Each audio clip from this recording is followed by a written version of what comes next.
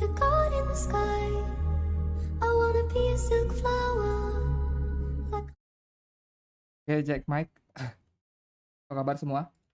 Hari ini hari Sabtu tanggal 12 Februari, weekend ya. Gue akan sedikit sharing tentang apa yang gue lihat, apa yang bisa gue analisa dari market untuk minggu depan. Jadi di sini gue jelasin dulu tentang sedikit yang gue tahu. Kalau salah, teman-teman tolong dikoreksi.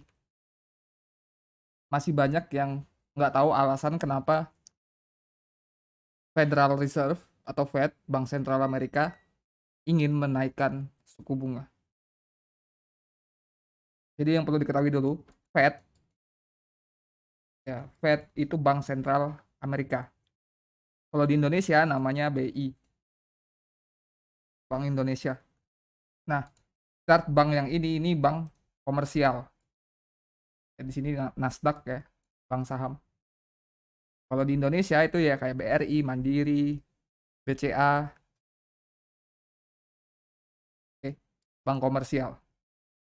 Sekarang tugasnya Fed sama kayak tugasnya Bank Indonesia juga. Tugasnya Fed itu mengatur stabilitas ekonomi di Amerika. Oke, berbicara dengan stabilitas, secara analogi kita tahu ya, kalau kita terlalu cepat, terlalu laju, kita bisa kecelakaan, kita bisa jatuh, bahkan mungkin meninggal. Sama juga kayak market, ketika market terlalu bullish atau terlalu bearish, ini akan menghasilkan, menciptakan ketidakstabilan ekonomi di Amerika.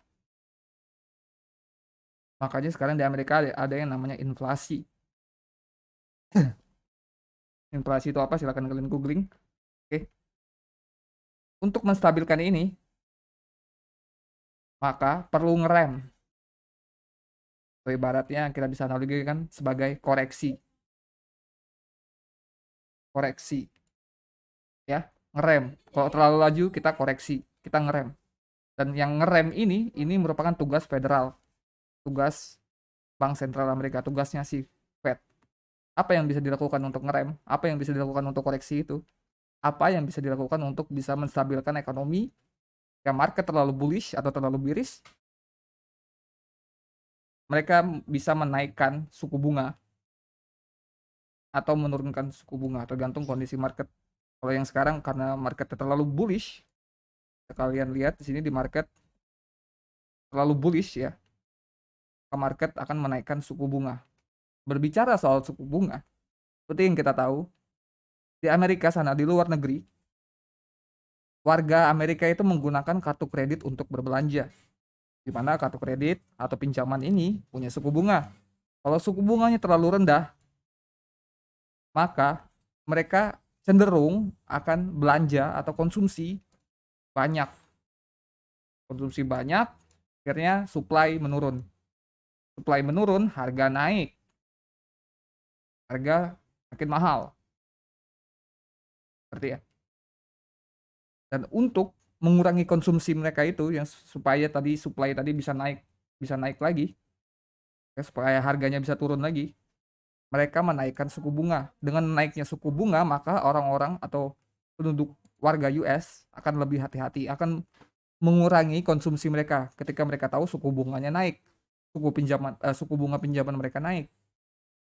Itulah kenapa mereka menaikkan suku bunga.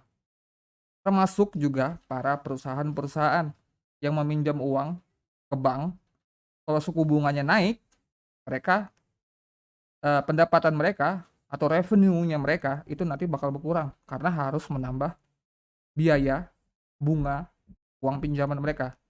Yang paling sensitif di yang paling sensitif dengan suku bunga itu perusahaan teknologi. Contohnya Facebook, Apple, Amazon, Netflix, Google. FANG, biasa disebut FANG, 5 perusahaan terbesar. Oke, kalau suku bunga naik biasanya 5 market besar ini yang dimana mereka punya bagian terbesar di S&P terutama yang bisa berpengaruh dengan saham-saham yang lain, biasanya mereka turun kalau suku bunganya naik. Jadi intinya yang gue jelaskan di sini, kenapa Federal Reserve itu terus ngomong bakal naik yang suku bunga, ya karena di Amerika ada inflasi, ya tidak stabil. Karena apa? Karena market terlalu bullish. Oke. Nah, sekarang ini mulai dari pertemuan FOMC yang diadakan di Desember dan di Januari tadi, ya, Fed mengatakan akan terus ngomong bakal menaikkan suku bunga. Kita nggak bakal tahu itu kapan mulai efektifnya, dan Federal Reserve pun tidak ngasih kabar kapan sebenarnya suku bunga ini bakal naik. Ya, jadi ini biasa disebut dengan hawkish, pernyataan yang menyerang investor, yang menakut-nakutin investor. Jadi Fed dan investor ini kucing-kucingan, serang-serangan gitu. Ya. Nah, nanti Senin ini ada emergency meeting yang diadakan Fed. Entah dia bakal ngomong apa lagi. Yang jelas ini sudah menakut-nakutin para investor. Ya, jadi hari Senin tanggal 14 Februari, VOMC member Bullard akan bicara. Ya, tanggal 11 jam 11.15-nya, terutama kurensi euro ya, itu ECB Presiden Lagarde bakal berbicara, mungkin bakal menghasilkan volatilitas di jam kedua, di 2 jam ini ya. Dan yang bisa kita analisa sekarang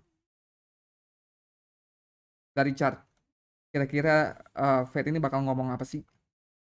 Apakah bakal ngomong tetap menaikkan suku bunga lagi? Ya, kita nggak bakal tahu. Jadi Fed itu bisa naikkan suku bunga, bisa beli saham, bisa jual saham dengan tujuan untuk menstabilkan ekonomi. Kita nggak tahu. Oke, kita mulai analisa. Sebelumnya kita mungkin langsung lihat dolar indeks ya. Dolar indeks ini nggak pernah gua bahas, tapi gua ada post di Discord ya. Ini indeks atau kekuatan dolar. Naik berarti dolar naik, turun berarti dolar turun. Kalau dari weekly kita ngelihat, ya, kita ngelihat dia berada di retracement 50% ya. Dan untuk mengonfirmasi short ini, kita perlu ngebreak uptrend yang ada di daily ini. Kita track di daily ya. Ini ada gua post di Discord.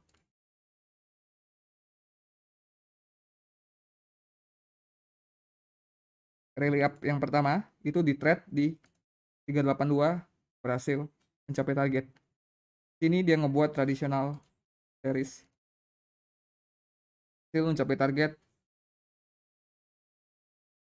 dan dia di series yang kedua.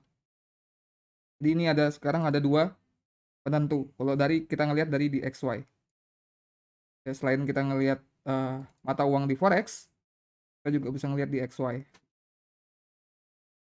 Di sini dia menunjukkan, kalau kita zoom in ya, di sini violet tradisional selanjutnya, walaupun belum mencapai target ya. Jadi masih bullish sebenarnya untuk dolar selama berada di atas 94,6 dolar. Nah, di sini sudah ada tanda-tanda sell off. Jadi ingat nggak waktu euro, GBP, Aussie itu lagi naik, ya itu karena dolar indeks ini lagi turun. Terutama euro yang paling signifikan. Ya. Euro benar-benar naik ketika dolar indeks itu turun. Oke, nanti next video gue bakal jadiin daily update ya untuk DXY, biar kita ngelihat kondisi market untuk dari sisi dolar. Nah, dolar kemungkinan di sini, kita bisa asumsikan dia sudah ngebreak long yang dibuat dari low 14 Januari ke high yang paling baru. Di high di tanggal 28 dia gagal.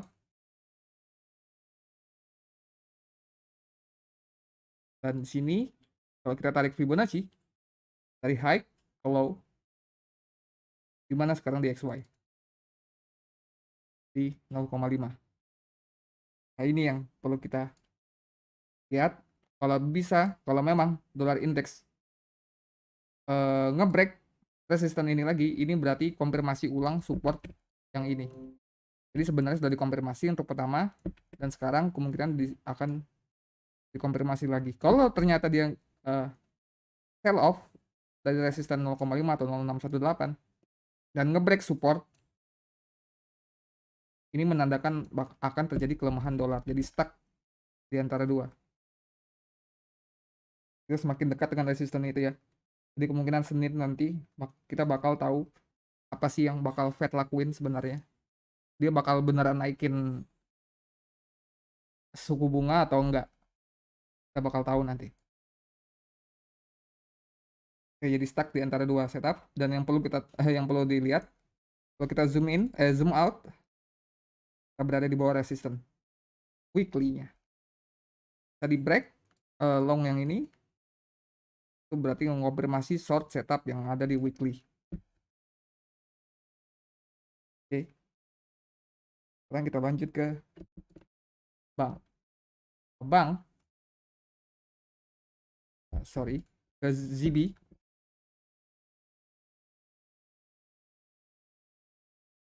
Yang kita tahu ZB merupakan lawan bank. Jadi kalau ZB turun, bank naik. Bank naik, saham naik. Bisa persa.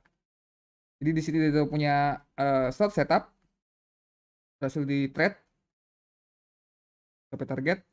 Short setup yang kedua berhasil mencapai target juga kemarin, dan sini dia gagal ngebuat short ekstensi after ekstensinya, dan kemungkinan bakal squeeze ke ekstensi short setup dengan anchor yang sama. Apa yang perlu kita ambil dari sini? Untuk mencapai resisten itu, bond bakal punya long setup. Kemungkinan nanti hari Senin dia bakal retrace ke support, dimana kalau bond itu retrace ke support, maka bank naik ke resisten. Ya.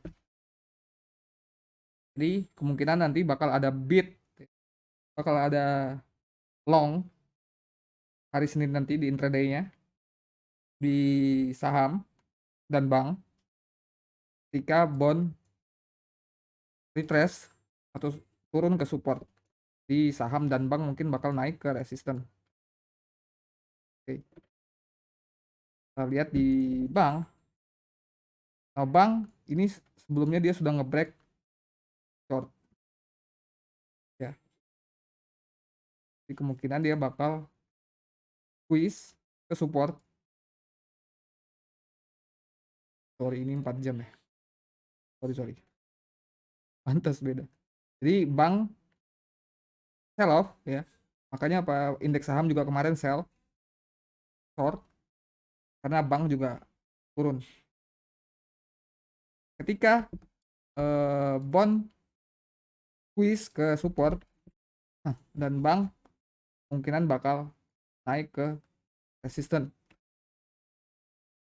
Bank naik, saham-saham juga bakal naik. Jadi kemungkinan kita nanti di intraday time frame-nya untuk hari Senin bakal ada kenaikan untuk saham. Jadi untuk bank bearish selama berada di bawah 5.161 dolar. Oke, dari bank dan DXY stuck di antara dua. DXY kita tahu berada stuck di antara dua, tapi ada tanda-tanda bullish ketika dia ngebreak long yang ini. Dan kemungkinan sekarang bermain di short setup.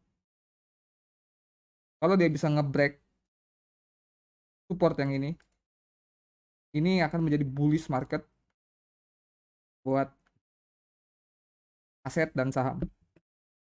Dan kalau tadi DXY ini berhasil nge-trade shortnya, bank bakal ngebreak short yang ini. Oke. Tapi kalau ternyata dia ngebreak short ini, dan dia berarti mengkonfirmasi ulang support yang di bawah. Dan kemungkinan bank bakal bermain short intraday-nya dan saham-saham akan turun. Oke, ini yang kita dapat dari Japanese Yen, dari DXY Bank dan bond. Sekarang kita ngelihat ke pasar saham. Kita mulai dari VIX. Karena VIX itu merupakan leading indicator kita untuk saham ya. Ntar gue pakai chart. Oke deh.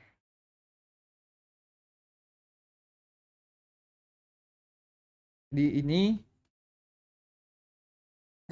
kita lihat di daily. Yang ini deh. VIX. Ini chart VIX, dimana kalau VIX itu naik, kalau VIX naik, saham turun. Ini S&P. VIX naik, saham turun. VIX turun, saham naik. Dan ini tadi malam hari Jumat tadi itu VIX naik kan, makanya saham-saham amblas. Kalau kita lihat dari kontrak originalnya, dia di sini sudah ngebreak long. Dia sedang ngebreak long. Kalau kita lihat di market di kontrak bulan Maret dengan level Fibonacci yang sama ya, kita belum break long. Ini juga kalau dipakaikan lock, dia belum break. Jadi masih tanda tanya. Apakah VIX akan melanjutkan uptrendnya, atau kita bakal mulai downtrend di hari Senin nanti. Kalau dia tetap melanjutkan uptrendnya, maka saham akan turun. Kalau VIX memulai downtrendnya nanti hari Senin, maka aset dan saham akan naik ke bullish.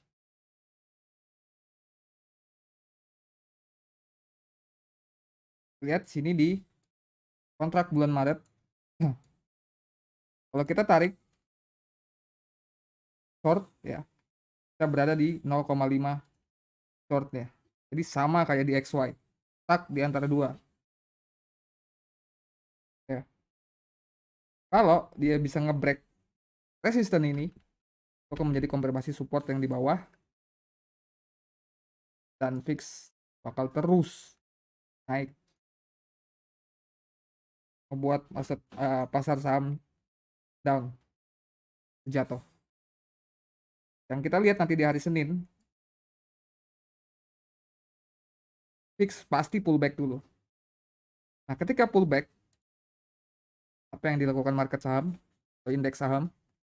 Ketika dia pullback, maka indeks dan saham naik.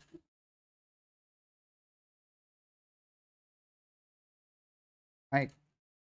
Jadi kemungkinan ntar di hari Senin kita bakal punya intraday long untuk indeks dan saham. Dan untuk VIX, selama masih berada di bawah $30, kalau kita bulatkan ya, VIX masih bearish dan itu bullish buat saham. Ini time frame daily-nya. Kalau bisa ngebreak level 618% short-nya, maka itu akan mengubah VIX menjadi bullish dan indeks dan saham bakal bearish. Oke. Oke, sekarang kita lihat ke pasar indeks dan sahamnya. Kita mulai dari S&P. Nah, S&P di daily ya. Ini juga daily. Di fix, ini S&P.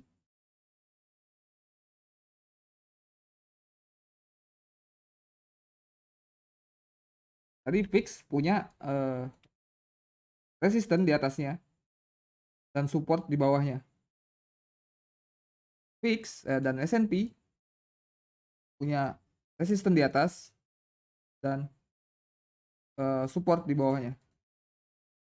Jadi sama, bentukannya cuma dibalik. Di S&P kalau nanti yang kita lihat di hari Senin, sebelumnya tadi di hari Jumat dia sudah punya short setup ya yang berhasil di trade di 0,5 dan berhasil mencapai target, di mana target itu di support daily-nya. Sedikit tips buat gua kalau mau kalian entry kayak gua, ini contoh gua kalau ketika gua entry di S&P. Jadi hari Jumat gua entry short, gua tunggu market itu nyentuh 50%-nya. Kalau gua sedang ngelihat ada partisipasi dan gua ngelihat di tick itu juga ngebuat high atau kalau bisa dibilang ini oversold ya, itu sudah tanda-tanda entry yang bagus menurut gua. Jadi gua entry setelah dia ada reaksi, gua entry kemarin di sini di bawahnya dan stop loss gua di sini. Jadi nggak perlu kalian harus naruh stop loss di sini, nggak perlu. Jadi ini merupakan cara entry yang bisa disebut mungkin second test ya. Jadi gua udah ngeliat dia reaksi, terus dia mulai balik lagi, nah gua entry di situ. Dengan stop loss mungkin di atasnya sedikit. Jadi gua entry di situ. Kenapa gitu ya? Ke gua short itu stop loss gua kecil.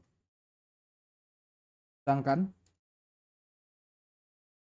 reward gua ya besar. Ini yang namanya trade. Kalian meresikokan yang kecil untuk mendapatkan hal yang besar, bukan trading opsi. Dimana kalian kalau kalah hilang 100%, menang cuma dapat 80%. Ini yang namanya trading. Meresikokan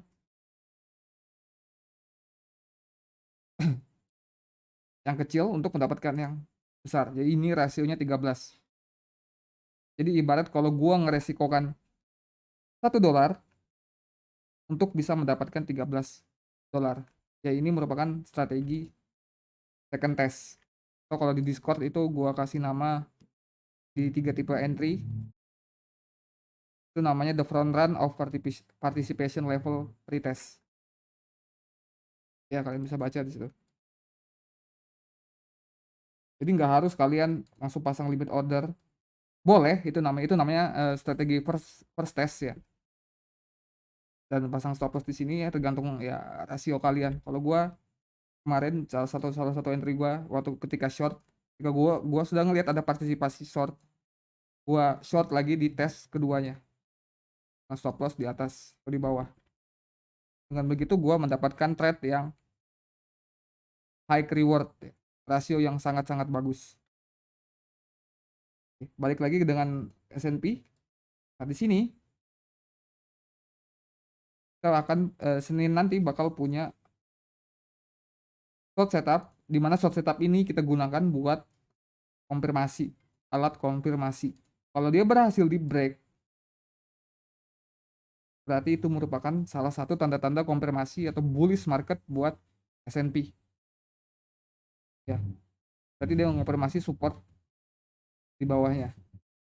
Tapi kalau ternyata dia nge-trade dan nge-break supportnya, well, berarti kemungkinan dolar menguat dan ya mungkin Fed kali ini benar-benar bakal menaikkan suku bunga.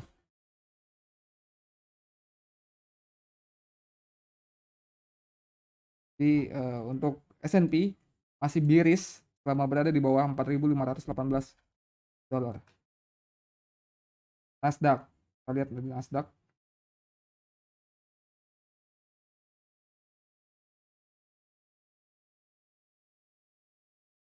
Dari daily, menurut gua Nasdaq merupakan indeks saham sekarang yang paling bearish ya. Dia punya short setup dan ini short setup yang kedua. Karena di sini nggak kayak S&P, dia nggak punya daily support. Mana daily supportnya sudah di break.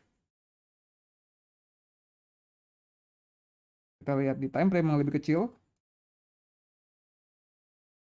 Jadi ketika S&P nge-trade intraday 15 menit tadi di 0,5 atau di 50% short, Nasdaq di trade di 382 dan berhasil mencapai target. Sekarang kita gunakan level Fibonacci yang sama dengan Nasdaq dan dengan S&P. Oke. Kita memang nggak tahu di sini ada support apa enggak, tapi ini bisa menjadi kemungkinan bear trap buat para partisipan yang mungkin ntar hari Senin bakal nge-short low. Ini bakal banyak nanti yang bakal mulai nge-short di bawah, udah pasti. Jika Nasdaq bisa nge-break short ini, maka kemungkinan Nasdaq akan memulai uptrend baru ya. Dia bakal ngikutin S&P juga. Tapi kalau dia gagal nge-break, kemungkinan Nasdaq akan melanjutkan daily downtrendnya. Ya. Jadi Nasdaq masih bearish sama berada di bawah 14.736,5 dolar. Lanjut ke USD Japanese Yen. Yen kurang lebih ini chartnya sama dengan kayak DXY.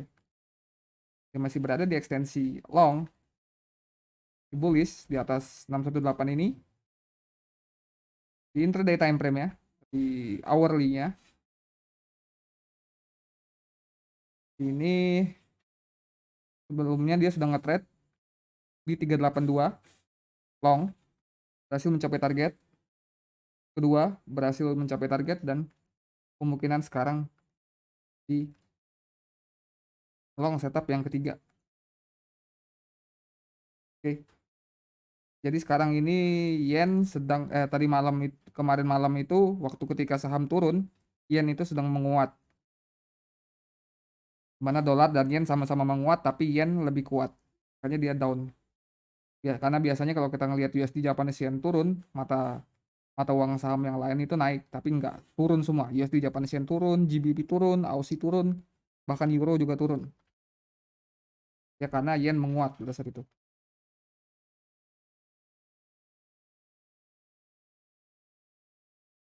Jadi kemungkinan nanti hari Senin bakal ada pelemahan yen. Jadi bahkan sudah dimulai. Kalau yen terus melemah, kemungkinan USD Japanese Yen bakal break short setup yang ini dan lanjutkan rally up-nya, mengkonfirmasi support lagi yang di bawahnya. Nah, jadi untuk USD Japanese Yen masih bullish selama berada di atas 114,990 dolar.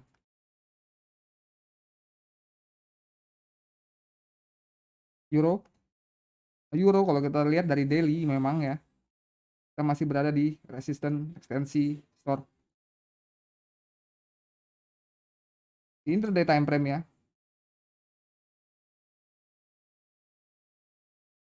Ini kalau nggak salah gue lihat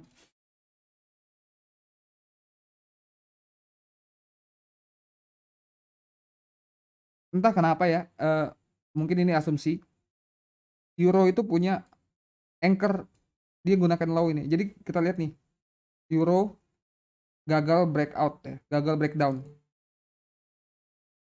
dan ngebuat semacam double top.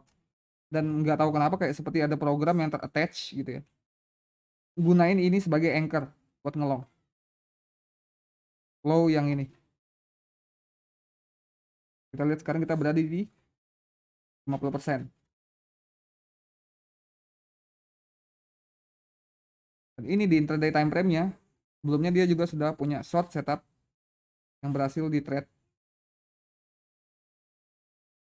382 dan berhasil mencapai targetnya pas di 50% retracement itu, dan kita punya reaksi bid di sini. Jadi ini yang bisa kita jadikan clue juga. Kira-kira bakal ada penguatan dolar atau pelemahan dolar. Kalau euro bisa ngebreak short yang ini, maka itu menjadi konfirmasi support yang di bawahnya. Dan dolar akan semakin terus melemah. Jika dolar melemah, saham dan aset bisa naik. Oke. Jadi di sini kita gunain selama masih berada di bawah 1,14319 dolar, euro USD masih bearish. Jadi dia sudah punya short setup yang di trade di 382 tadi, berhasil mencapai target, dan ini short setup yang kedua. Kalau bisa break, konfirmasi support yang di bawahnya. Kalau bisa makin cash kita di sini melakukan full retracement. Nah, kita berada di 382. Ini yang menarik. Dia menggunakan anchor yang ini. Tahu kenapa? Aussie USD dari daily kita tahu berada di short setup.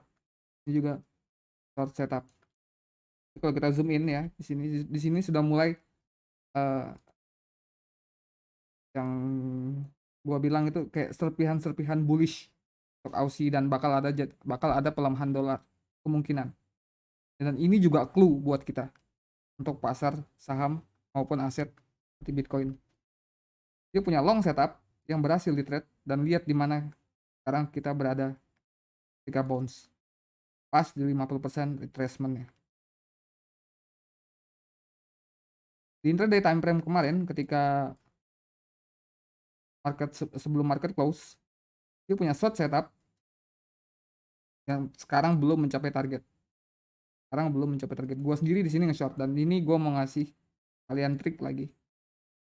Gimana ketika gua entry? Apakah gua entry ketika langsung di 50%? Enggak. Jadi ini tipe entry yang kedua yang gua sebut yang ketiga. The trend break of the next measured move. Ada yang gua share di Discord ya, 3 tipe entry itu. Jadi ketika gua lihat reaksi bisa kayak tadi, bisa kalian entry di second testnya ya. Ketika kalian udah ngeliat merah kayak gini, ini udah tanda-tanda partisipasi, kalian bisa mungkin entry lagi ketika dia nyentuh 0,5 dengan stop loss di sini boleh. Atau dengan ini yang gua pakai ketika gua entry di Aussie. Gua tarik 618 longnya, berhasil di break di sini. Ini di break nih ya. Kalau kalian lihat, ini di break. Dan gua entry di next measured move-nya. Ini gua entry. Dan gua berhasil mencapai target. Walaupun di sini berapa tick lagi mencapai target. Oke, balik ke analisa. Sekarang kita berada di dua setup, yaitu daily long dan intraday short.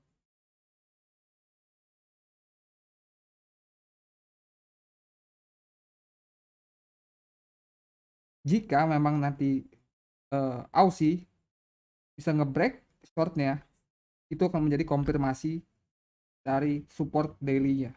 Dan itu akan menjadi petanda penguatan Aussie, pelemahan dolar. Ketika dolar lemah, aset dan market saham bisa naik.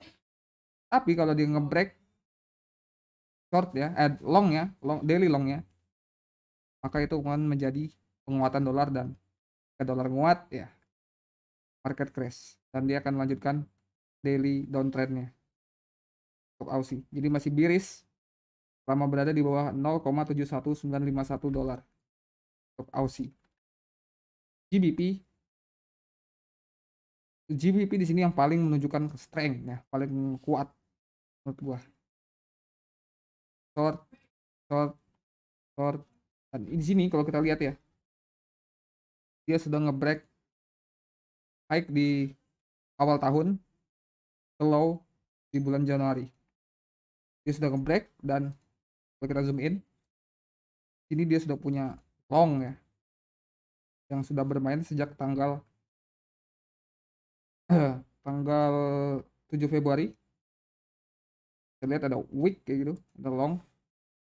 Dan di sini dia sama sekali nggak ada short setup ya. Kemarin gua kira dia bakal bermain short setup seperti Aussie ya, Aussie dan Euro. Di sini dia ngebreak. Ya. Jadi ini yang bisa kita gunakan sebagai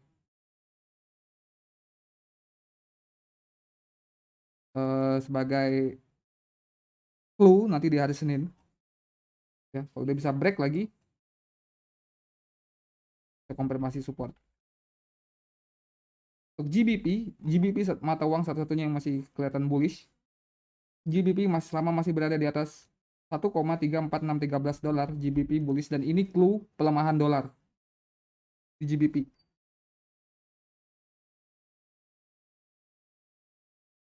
Oke, kita lanjut ke gold. Gold dari weekly, memang kita masih bullish. 0,5 weekly, 0,382 weekly yang mentargetkan jauh ya, $2.336. Jadi memang untuk long term gold memang masih bullish, dan hebatnya gold ini nggak terpengaruh dengan dolar ya. Dolar dan fix itu lagi naik, sedangkan gold juga naik. Jadi benar-benar nggak terlalu terpengaruh. Dolar strong. CPI kemarin fix, ini udah gue jelasin berkali-kali.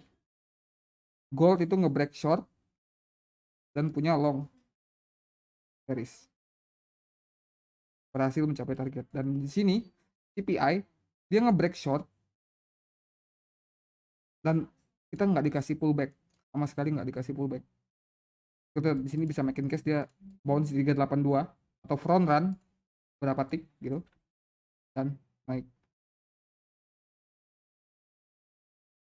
Sebelumnya dia punya long series sebelumnya sebenarnya. Ini di trade di 50% ya, berhasil mencapai target walaupun di sini sloppy.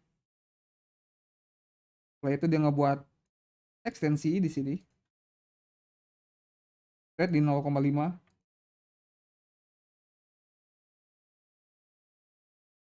berhasil mencapai target dan nge-trade lagi di 0,5. Lihat ini, weak, berhasil mencapai target. Jadi ini lagi, walaupun sloppy, berhasil mencapai target.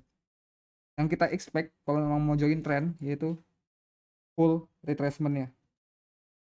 Kemungkinan yang bakal mencegah gold ini bakal full retrace atau ekstensi juga. Kalau memang ada hal yang bakal mencegah kita buat turun atau pullback, yaitu ekstensi ini. Jadi untuk gold nanti hari Senin kemungkinan dia masih bullish selama berada di atas $1.850. Untuk long term ini kita pakai. Dan yang terakhir Bitcoin. Nah, Bitcoin nggak ada yang berubah. Ini sudah kita bahas. Selama minggu ini market-market lain pada goncang semua, pada volatilitasnya pada tinggi, dengan Bitcoin santai. Terakhir dia gerak cepat itu cuma di sini tanggal 4 Februari dan sisanya dia cuma ya ranging. Dia punya tradisional, berhasil mencapai target dan buat ekstensi pertama berhasil, dan sekarang kita berada di ekstensi kedua. Jadi masih sama untuk Bitcoin selama masih berada di atas $41.430. Bitcoin masih bullish. Kalau ini di break ya, kalau ini di break kita perlu konfirmasi lagi support di bawahnya. Jadi di sini ya masih bullish selama berada di atas ekstensi level. Oke, ini cukup bagi menurut gua untuk analisa dan sekedar sharing di weekend ini. Jika ada yang bingung silakan ditanyakan di Discord. Jika merasa terbantu dengan video ini silakan share video ini kepada teman-teman lain yang mungkin terbantu dengan analisa yang ada di video ini. Gua berterima kasih untuk itu. Happy weekend and enjoy your time with your family. See you in Monday.